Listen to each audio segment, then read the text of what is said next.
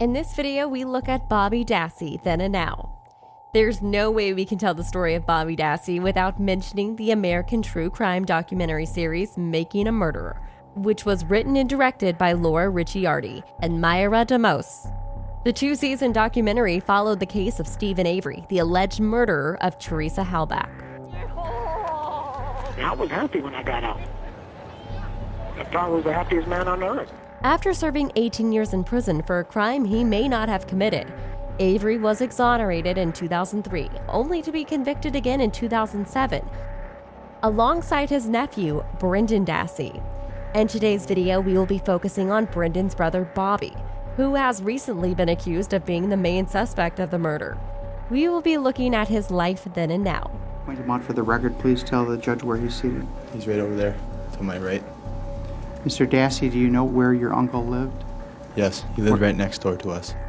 Steven Avery's lawyer, Kathleen Zellner, submitted a 599-page filing to the Wisconsin Circuit Court, which included a request for them to consider fresh evidence in Avery's latest appeal. We have to move mountains to get out of prison. Prominent attorney Kathleen Zellner, best known for overturning wrongful convictions, has taken the Avery case.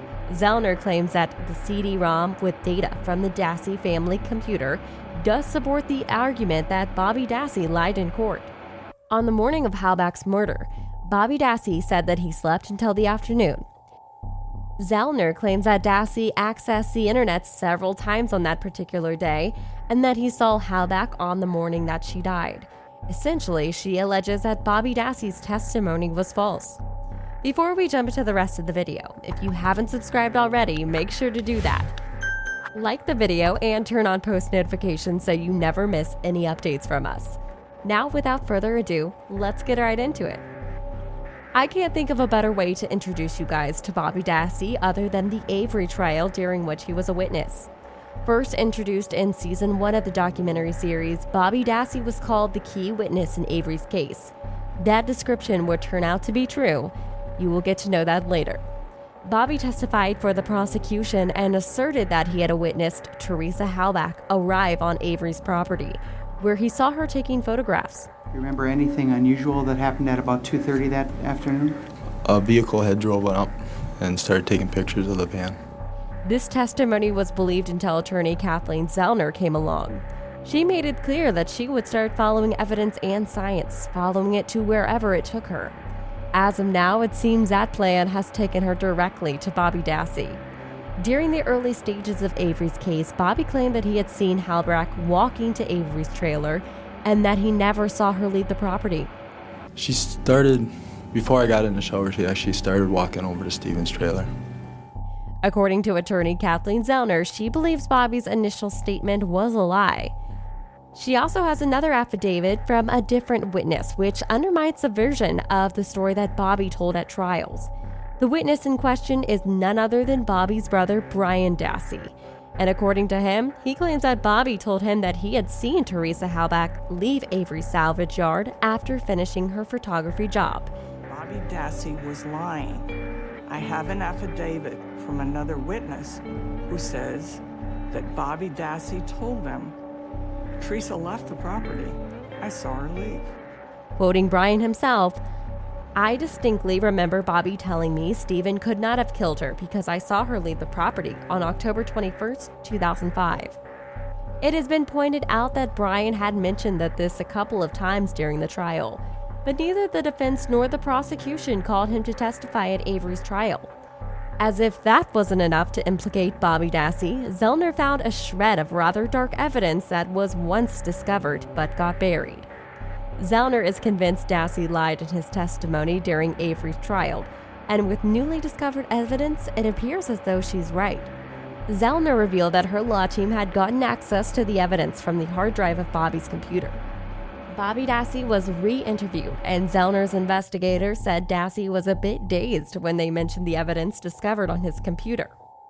During the interview, he was buttoned down. He was just wanting to know what we knew, what we were doing, what we were up to, until they mentioned that we had the hard drive of the computer.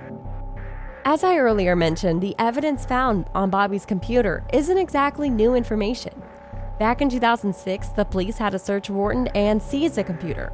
The lead investigator, Tom Fassbender, transferred it to Detective Mike Veli for forensic examination.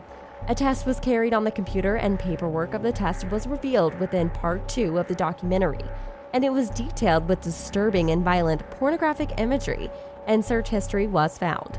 The most shocking thing of the whole incident was that information was not turned over to Avery's defense team. Instead, the prosecutor, Ken Kratz, did everything with his power to hide it, even going as far as mislabeling the drive as Brendan's. Many believe that if the evidence had been presented then, it would have helped to discredit the prosecution's star witness while also providing a suspect. At trial, the state's primary witness, Bobby Dassey, committed perjury when he testified that Ms. Halbach never left the Avery property and that he was asleep while he was doing internet research. He has a direct connection to the murder by his subsequent 3 admissions: violent pornography and word searches that reflect knowledge of the crime and the victim, motivate an opportunity to commit the crime, and plant evidence against Mr. Avery, including bones from his burial barrel and blood from Mr. Avery's sink. The brief from attorney Zellner reads, "The brief went further to explain in detail that Dassey could have used his burn barrel to dispose of Halbach's body, although there is no concrete evidence to suggest this claim. If Mr. Avery establishes an evidentiary hearing that the primary burn site was a Dassey burn barrel and the bones from the .28 barrel were planted in Mr. Avery's burn pit, the evidence would be potentially exculpatory and would undermine confidence in his verdict," the brief continued further. Even with all this new evidence, many have questioned whether Bobby Dassey has been arrested or imprisoned for the contents on the computer. Zellner responded to such questions on Twitter and confirmed that at this point, no legal action has been taken. Most of the fans following the show are surprised by the decision and are yet to ascertain whether or not Bobby had committed a crime himself by viewing or downloading the contents in question. Responding to this, the attorney said, "I do not have any evidence that has been reported by law enforcement or other prosecution." Zellner argues otherwise, saying, "We know on the dates that we isolated in our filings that only Bobby Dassey was home. As for us, we only hope that the true culprit of the murder is brought to justice and whoever is innocent is set free." Whether Bobby Dassey is a real culprit, only time will tell. If anyone is going to uncover the true culprit, without a doubt it will be Kathleen Zellner. Bobby seems to be one of the people she strongly suspects. Who knows, it might result in Britton and Steven being freed sometime in the next year, but only time will tell. There you have it, Bobby Dassey then and now. On that note, we have come to the end of today's video. Do you think Bobby Dassey is the actual culprit of the murder? Let us know your thought in the comment section below. Until next time, stay safe guys, and we'll see you in the next video. One more thing, don't forget to like and subscribe. It helps YouTube show you more of our great content.